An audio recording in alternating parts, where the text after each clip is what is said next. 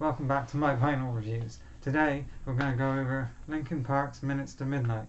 Now, if I did top 10 albums of my entire life, from when I was old enough to understand music to today now, this would probably be second, behind Oasis, definitely, maybe. Just for as in influence into my life and musical influence into my music tastes, this is probably the second most influential album. This came out when I was 7, 8. When did it come out? I believe it came out in 2007. Yeah, 2007 this came out.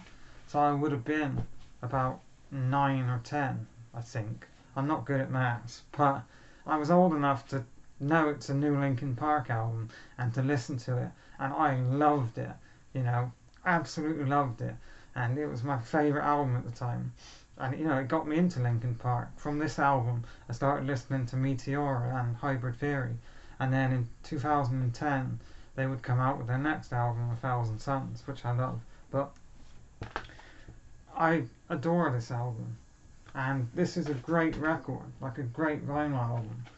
So it's got a lovely gatefold with a write-up and a lovely picture of the band, which is nice, and it's really thick card. I don't know whether I can show it off. It's really, this is proper card, so it's really well made and robust. If you accidentally drop it or something happens to it, it's probably going to survive better than, say, if I pull out another one. Just for example, this is Pink Floyd's Animals. It's not the same. This one's a lighter card. And then it comes in, I had it on, I was just listening to it, so it's not in the case. It comes with a nice sleeve. This is, the problem with these sleeves, they don't help with dust. Dust would get in there anyway, but with those sort of sleeves, they get plastered in dust. But here he is, the star of the show. You have the black side and then the white side too. I believe this is the first use of their logo on the label, but not just the label. That would become the Linkin Park logo, which they would evolve over time. And it comes with a nice write-up. So you've got some lovely pictures and the lyrics, and then just a nice write-up about how they recorded the album, making Minutes to Midnight. As this is written, the album is not yet finished. No cover art has been chosen. We aren't through mixing and mastering songs. But yeah, I won't read the whole thing, but that's nice. Now, as for songs, I love Wake. Wake starts with this roaring guitars. Just this great way to start your album, just straight in there.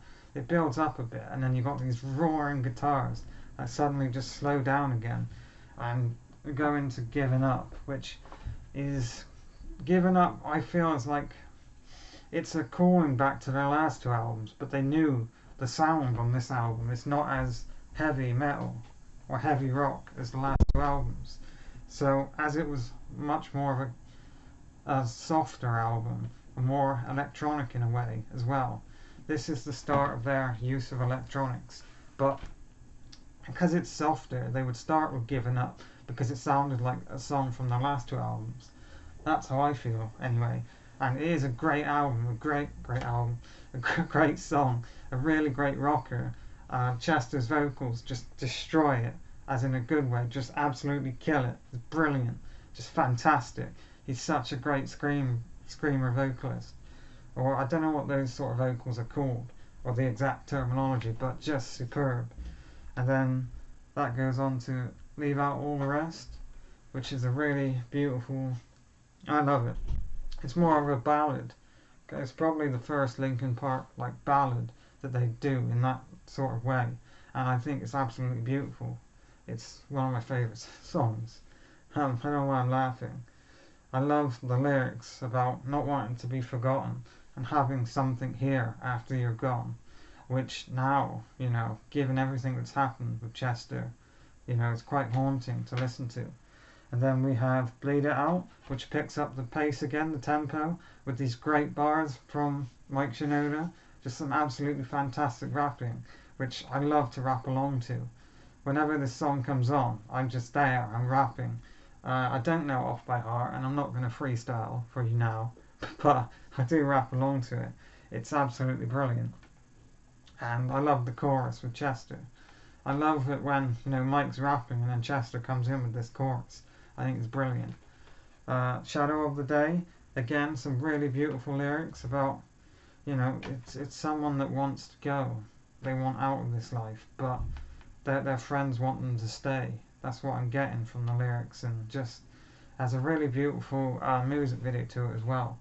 And I love they have this really this great guitar solo, and then it goes back into the chorus again, and then there's an even better guitar solo. It builds up, it starts again, another guitar solo that's louder and more brash. It's brilliant the way they've done it. And then that song just slowly fades out into this nice piano and these synthesizers that sort of it bleeds into the next song, What I've Done, which, is one of the most famous Linkin Park songs. I love the way it bleeds into What I've Done, and then this song, which I think was on a Transformers movie. Was it New Divide? It might have been New Divide. But What I've Done is absolutely brilliant. I love everything about it. I love the vocals, I love the guitar work, I love the lyrics, that's the word. Just brilliant. I don't know whether I showed, yes I did. Oh, you can see it again. Then side 2 starts with Hands Held High, which is one of my favourite Linkin Park songs. Mike's bars, Mike's lyrics about, it's a very political song, about bombs blowing up mosques and children, young people taking their lives, and just how I love the line, the bar about when the rich wage war, it's the poor who die, and just I love this song. There's so much passion in it. Obviously, Mike really cares about these lyrics, and it really shows in the way he's bringing them out there. And I love the ending bit, the bridge bit at the end. I think it's so beautiful, and it is just an amazing song. And then No More Sorrow, which picks up the pace again, becomes this heavy rocker again. Just a fantastic song with some really great screaming vocals from Chester. He just amazing.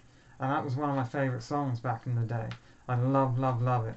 And then we have Valentine's Day, which is a beautiful song about, Chester's singing about he didn't know what it'd be like to be alone on Valentine's Day.